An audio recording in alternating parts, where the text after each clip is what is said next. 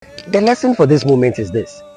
True maturity is when you realize that the responsibility for your encouragement is yours. The responsibility for your joy is your responsibility. The responsibility for your happiness is your responsibility. True maturity comes in when you realize and accept the fact that nobody was born to make you happy. Nobody was born to ensure your joy. Hello and welcome to A Moment with the Bishop.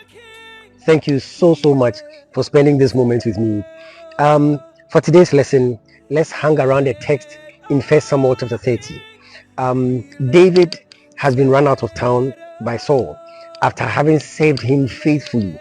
Saul was intimidated by David's success because after David had killed Goliath, the women sang more of the praises of David and did not sing more of the praises of Saul. And so Saul became so intimidated and he ran David out of town. Now David had to leave Israel and stay with the enemy, the Philistines. They gave him a village by the south called Ziklag. David went to battle with the Philistines several times, but on this occasion, the Philistines were going to fight Israel.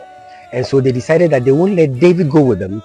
David had to return to Ziklag so that he would take care of his wife, his children, and the other people with him. When they got there, they realized that the Amalekites had invaded the place and had burnt the whole place down and taken the women, the children captives.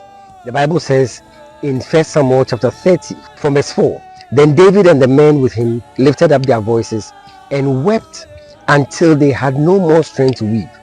Verse 5 says that David's two wives also had been taken captives. Verse 6 is where I want us to spend a moment with. The Bible says, David was greatly distressed, for the men spoke of stoning him, because the souls of them all were bitterly grieved, each man for his sons and daughters. But David encouraged and strengthened himself in the Lord his God. This is where I want us to hang out for a moment. David had gone out with his people and they've gone to battle and they have won great victories. They came back and through no fault of David's, the Amalekites had taken their wives and children captives. And the Bible says the people with him, after crying so much, thought of stoning David. Imagine as a leader how that would feel. Such betrayal from your people. But the Bible says that David encouraged himself in the Lord. The lesson for this moment is this. True maturity is when you realize that the responsibility for your encouragement is yours.